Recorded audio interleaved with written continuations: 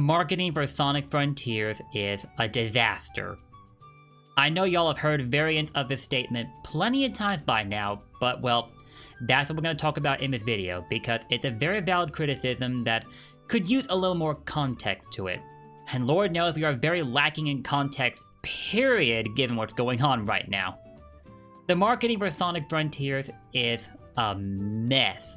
It is a mess. Like, oh my god, never have I been so confused in my life. Initially, I envisioned myself spending the entirety of June being excited for both Sonic Origins and Sonic Frontiers.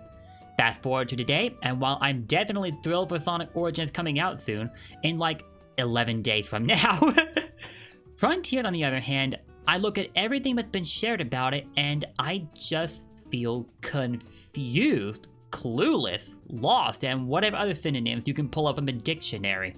Mainly because they're barely telling us anything, showing us anything that really falls into place at all. They kick off the month with a series of showcases from IGN that feel empty and underwhelming.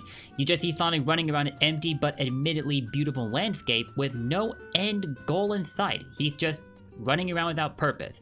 Then you get some combat gameplay, which is a little more interesting but still doesn't really lead towards an end goal of sorts, except maybe the destruction of this gigantic four-legged titan, which yields a portal gear when you defeat it. On the flip side, there is that hands-on impression from IGN, where the reviewer goes into extensive detail on what players can expect to do when playing Sonic Frontiers. But although they had an abundance of information to share with us, they couldn't showcase all of it, presumably for one of two reasons. The first is that SEGA didn't actually send the reviewer any footage of the aspects that they talked about, or they were sent the footage, but they were told not to show it yet. Recently, somebody who watched my videos left a comment saying that Sega's being awfully secretive with this game, and while I sorta, but not really, disagree with them at first, in hindsight I think they were completely right. They're being very restrained on how they're going about this, as well as having security at the demo booth for Frontiers at the Summer Game Fest to prevent people from getting footage out there, which by the way did happen. Come on y'all, you knew that this was coming. Speaking of the Summer Game Fest, I recently put out a video explaining that even though Sonic Frontiers had been featured in multiple advertisements for SGF, it was nowhere to be found at the event itself. We sat through like 2 hours of world premieres and content updates that didn't really interest that many people, so in my case, I got a kick out of a trailer for Guile showing up in Street Fighter 6, so it is a little weird to see him with a goatee now. But hey, I thought he looked cool. And this is coming from someone who hates fighting Guile in the game. If you're wondering, yes, I do play Street Fighter. I'm not good at it by any means, but I do play from time to time, and I'm very interested in Street Fighter 6. Anyway, back to Sonic Frontiers. When Summer Game Fest happens, we don't see Frontiers anywhere, so naturally, there's a wave of confusion generating through the Sonic community as everyone's like, what in the world is going on here? Like, the Summer Game Fest and the Game Awards are known first and foremost for world premieres and content updates and anything similar to that. So when we saw Frontiers in the teaser, why would we not have thought that it would be there? And then right after the event happens, SEGA puts out a statement saying that there won't be any new Sonic Frontiers content at the Summer Game Fest. That they would wait until after the event had already happened to say this, and yes, I know Summer Game Fest is technically not a one-day affair.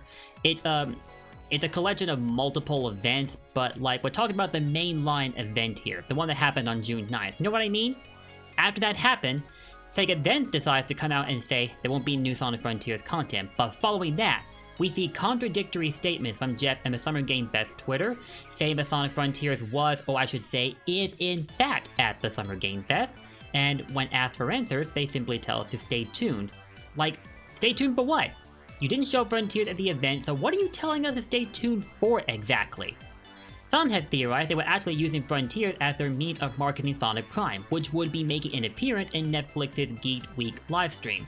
It was then that they dropped a brief teaser of Big the Cat, who will be in Sonic Prime. I'm going to circle back to this later on, but for now, keep this in the back of your mind. But within the next few days, we see that there are a series of in-person demos being featured at Summer Game Fest, and among those demos in Sonic Frontiers. So apparently this is what they meant when they said that Frontiers beat the Summer Game Fest. The problem is, They didn't clarify this from the get-go, so what were they expecting us to think? I can't blame anyone for flooding Jeff's Twitter replies about Sonic Frontiers when it didn't show up at SGF, because I was just as confused as they were. All it would have taken was one sentence delivered at the correct timing, and so much of this confusion could have been averted. There you have it, Frontier was at SGF, just not in the way we had believed it would be. And the fact that it was an in-person demo isn't really something that anybody watching from the internet should get excited about, because it isn't something they'll get to experience themselves, so how is that relevant in any way? Like, sure, you have hands-on impressions coming from those who play test the game for themselves at SGF, and it may give you some idea of what else to look forward to, and the footage that was featured in the demo was not completely equivalent to what we'd seen on IGN. You can see it through these heavily pixelated leaks that's really hard to make anything out from. Like, I don't know what to make of any of this. I have learned, however, that Sonic can improve upon his statistics by leveling up, which makes sense because, you know, the skill tree. And he can improve his base speed among the rest of his statistics. If so, that would solve part of my problem about Sonic being able to navigate the open world setting, because, come on, as Sonic, it would make sense that you'd explore the world at a rapid pace, you know? Still, there are some other things I am concerned about, but we're going to save these leaks for another video also. I'm not going to go over them in extensive detail here, and moreover, I'm hoping to see like a direct feed of everything that was shown in the demo build, other than what we've seen so far. And with like the second half of June to get through still, we may yet see that footage, but I don't know. The way Sega's going about this marketing strategy, I can't be sure of anything at this point. So what is going on here? Why is Sega being so restrictive about what it is they're showing off with the game? Like, you could make the argument that it doesn't drop for like half a year, but we're not that far off from the deadline. And if Sega is supposedly so confident in this next title, you'd think they'd flaunt it a little more. Instead, you have a segmented showcase series from IGN that got off to a very rocky start with virtually empty showcases. In fact, we had more content from the hands-on impression and the interview with Takashi Iizuka than during the first week of the month, and that's very, very telling. So I gotta wonder, what in the world is going on? Couldn't they have just put together a trailer that would provide an adequate showcase of what you can do in Sonic Frontiers instead of like feeding us drips of information little by little while hardly providing any clarification behind it, other than the hands-on impression IGN gave us? Well, here's a theory I have in mind. It may have holes in it, but the pieces are fitting a little too well in this case that I can't really ignore it. So check this out. The day that SGF rolls around, and we noted a distinct lack of Sonic Frontiers, someone left me this link. When I clicked it, it took me to a page of job postings for Sega of America Incorporated. Right here is a position for a product marketing manager at Sega. Now, two details to note about this job posting. First, this went up 15 days ago. That means this job position opened near the end of May, right before the IGN First Showcase series kicked off. An awfully interesting sense of timing there, wouldn't you think? But then again, it's no more interesting than Sega waiting until after SGF to say that Sonic Frontiers quote-unquote would not be there, when it actually is. Or I guess what they actually said was there wouldn't be any new Sonic Frontiers content, but when you consider what people are talking about when they're playing the demo, I'd say there's some new content right there, they just haven't shown it yet. But back to this job posting. This went up around 15 days ago, right before IGN started showcasing the game. And also one of the qualifications listed here is that you have to have a passion for video games, especially Sonic. Especially Sonic. And of course we're talking about a Sonic game, so can you see why I'm zeroed in on this theory right now? All of this is telling me that Sega is currently understaffed in their marketing team, and it would explain why Sega struck up a deal with IGN to provide a segmented showcase series for Sonic Frontiers, rather than giving it a grandiose showcase that would have been deserved. In short, my theory is that Sega became understaffed with their marketing team at a very inconvenient time, and so they sought an alternative in promoting Sonic Frontiers. Well, we already see the results of that alternative, don't we?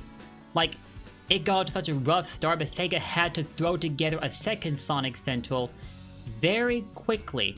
in order to keep things calm. Like, don't get me wrong, I gleaned some fascinating things from the second Sonic Central, but I can see why so many people believed it to be mid. At least the first Sonic Central looks like it was planned well in advance. For the most part, it certainly wasn't perfectly executed, I'll say. But it had a lot more cohesion than the second Sonic Central in my opinion.